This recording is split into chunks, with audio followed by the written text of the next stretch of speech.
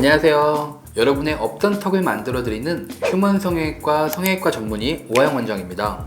이번 시간에는 얼굴의 전체 비율, 특히 옆모습에 결정적인 역할을 하는 무턱 성형에 대해서 알아보겠습니다.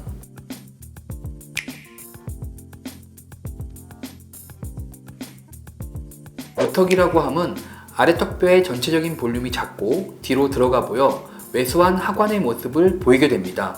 이는 비정상적인 교합의 영향으로 발생하기도 하고, 교합은 정상이지만 뼈의 성장이 더디거나 위치가 뒤로 들어가 있을 때 발생할 수도 있습니다.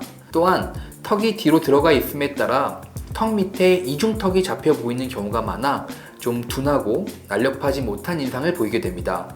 이러한 무턱의 교정은 턱뼈의 전진을 기본으로 하여 개선시킬 수 있습니다. 턱뼈를 앞으로 전진시키는 것을 기본으로 앞턱의 왜소함을 좀 더 커브해주기 위해 턱의 길이가 짧은 경우에는 앞턱의 길이 연장도 병행해서 교정할 수 있습니다. 물론 뼈 수술이 아닌 필러 시술이나 지방 이식, 보형물 삽입 등을 통해서도 개선을 시킬 수 있지만, 턱뼈의 전진을 통한 개선은 턱뼈에 붙어있는 근육과 앞턱과 사각턱의 바디가 연결된 부위까지 자연스럽게 전진시킬 수 있어 기타 다른 방법들에 비해 자연스러운 모습을 가져올 수 있습니다. 휴먼 턱끝 전진술은 앞턱 뼈에서 신경선이 나오는 구멍의 위치보다 아래에서 전진시킬 뼈를 잘라 앞쪽으로 슬라이딩 시킨 후에 고정해주는 수술입니다. 기본적으로 기존의 뼈와 전진시키는 뼈의 접촉이 유지가 되어야 뼈의 유합이 발생할 수 있기 때문에 전진할 수 있는 양은 조금 한계가 있습니다. 보통 아래 턱뼈의 폭의 50에서 60% 정도를 전진시킬 수 있습니다. 그렇게 전진시켜 플레이트와 나사를 이용해 단단하게 고정하는 방식입니다.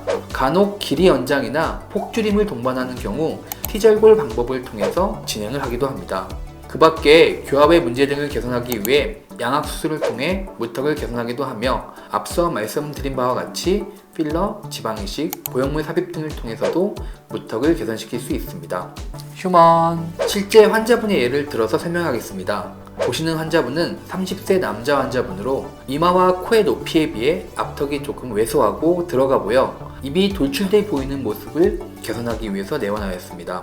CT상에서 보면 앞턱의 폭이 11mm로 측정되어 6mm의 폭 전진을 계획하였고, 신경선의 위치를 확인하여 뼈의 전진 고정을 시행하였습니다. 수술 후의 모습입니다. 전진된 뼈가 기존의 뼈와 잘 붙어있는, 그리고 전진되어 있는 양이 0.6mm 정도로 잘 전진되어 있는 것을 볼 수가 있겠습니다. 31세 남자 환자로 역시 무턱을 주소로 내원하였습니다. 수술 전 CT 소견상 뼈의 두께는 11mm 정도로 약 5mm가량의 전진을 계획하였습니다. 수술 후 한 달째 모습입니다. 턱이 자연스럽게 앞으로 전진되어 전체적인 얼굴의 밸런스가 좋아진 모습입니다. 21세 여자 환자로 턱의 왜소함을 주소로 내원하여 슬라이딩 방법을 통한 앞턱 전진과 길이 연장을 시행하였습니다. 수술 전후의 모습이고 수술 후의 CT 모습입니다. 5mm의 전진과 2mm의 길이 연장을 시행하였습니다. 이렇듯 앞턱의 일부의 가벼운 전진만으로도 얼굴의 전체적인 느낌은 달라질 수 있습니다. 돌출된 입, 왜소해 보이는 턱의 느낌도 이러한 무턱 교정으로 개선될 수 있습니다. 수술 시간 또한 30분 내외의 시간이 소요되며 근육의 박리량이 많지 않아 다른 윤곽 수술에 비해 회복도 빠른 편입니다.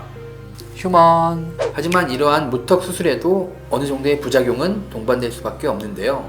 뼈를 자르는 통증은 없으나 수술 후 압박붕대에 의한 통증 등이 약 24시간 정도 지속될 수 있습니다. 입술과 턱에 감각 이상도 발생할 수 있는데요. 이는 수술 시에 신경이 당겨져서 생기는 일시적인 현상으로 신경 손상이 없는 경우에는 대부분 회복되게 됩니다.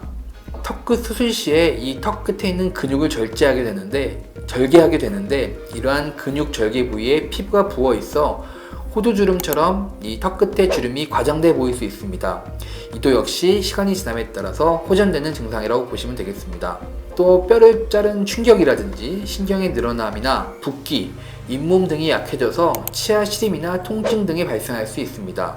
또한 수술 후의 붓기나 환자분의 살성에 따라서 울퉁불퉁한 턱선 등이 조금 보일 수도 있겠습니다.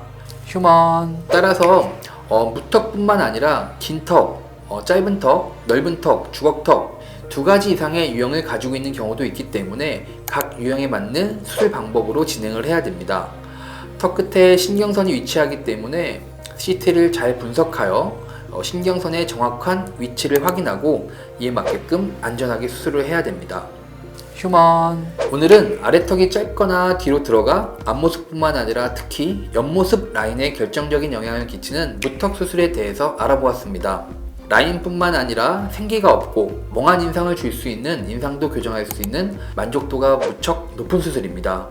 그러기에 윤곽 성형을 전문으로 수술하시는 원장님과 상담하고 수술을 진행하고 사후 관리가 확실하고 다양한 병원에서 수술을 진행하시면 나에게 맞는 입체감 있는 턱 라인을 얻을 수 있을 겁니다. 다음 시간에도 윤곽 수술에 대한 나만 알고 싶은 비밀 이야기로 찾아뵙겠습니다. 구독, 좋아요, 알림 설정까지 부탁드리겠습니다. 휴먼.